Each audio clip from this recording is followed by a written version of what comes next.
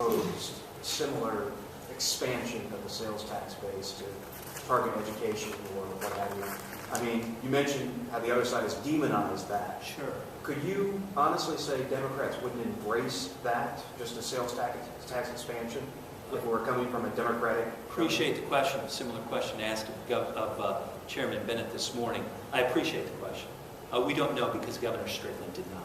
What Governor Strickland did do, however, was offer the largest property tax cut in the history of this state, a tax cut that seniors and the disabled are still enjoying, on average of $400 a year reduction in their property taxes. As you know, that investment allowed seniors to stay in their homes. That investment allowed seniors a few extra dollars. It's exactly a different approach we're seeing with Governor Kasich today. He gets you coming, he gets you going, literally speaking. Bob Bennett is a CPA, an accountant by trade. He's a lawyer by trade. He's also, from time to time, a lobbyist by trade. I can see why he's so animated, and I can also see why he does not implicitly or explicitly suggest to you, Jim Heath, that he endorses this budget, because he knows what we will all know. Nearly $3 billion in new tax increases, shifted directly onto the shoulders of the working middle class. At the expense of those who can least afford it, Governor Kasich's now going to provide yet another income tax, which shifts the burden more onto the middle class and rewards the politically and well-connected. Bob Bennett knows that Ted Strickland lowered the property tax. Bob Bennett knows that. Bob Bennett also knows that an overwhelming number of Republicans supported the budget that Governor Strickland introduced, which included that property tax rollback.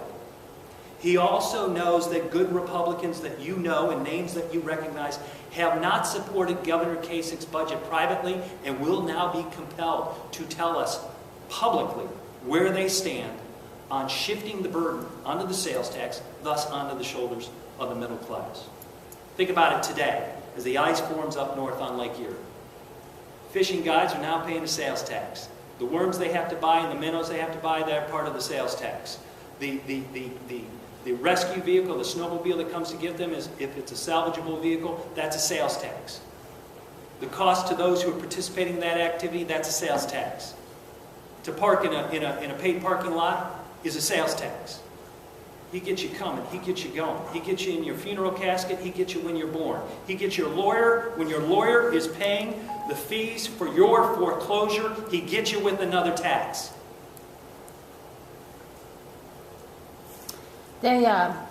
Bob Bennett says that the Democrats have been trying to kill jobs, and that's the reason none of the Democrats voted for the budget, and that's the reason you've been opposing Governor Kasich's policies, because you want to kill jobs. What about that? Kill jobs. Kill jobs. I, as you know, because you witnessed many of our debates between my colleague Bob Bennett and myself over the course of the last couple of years, and I reminded him during the presidential campaign, I remind him yet again today, if he is so concerned about economic growth in this state, why did not he join me in applauding President Obama and Senator Brown and Marcy Kaptur and other members of the delegation who supported the auto rescue? Tens of thousands of jobs. You know the figure. I think it's 82 of 88 counties. More than 800,000 jobs in this state directly tied to the American automobile industry. An industry that survives and thrives today because of the hard work of Barack Obama and largely Democrats in the Congress. It was Bob Bennett, his friend John Kasich, his friend John Boehner, who stood up and opposed those kinds of investments then. And now this chairman, this soon-to-be outgoing chairman, has the audacity to suggest that it's the Democrats who want to kill jobs. Quite the contrary. Our record is this. When Governor Strickland was in office, he offered seniors the largest property tax cut in this state's history. And today, just 3 years later, Governor Kasich goes in quite an opposite direction. One of the largest expansions of sales tax increases in state history that punishes consumers when they're alive, punishes them when they're dead, punishes them when they're born, punishes them when they go to school, punishes them when they're in the library, punishes them when they're going fishing, punishes them when they're on the blue streak at Cedar Point. John Kasich's got a tax for that. And what Bob Bennett knows, as I know, is the numbers don't lie. Here is the budget.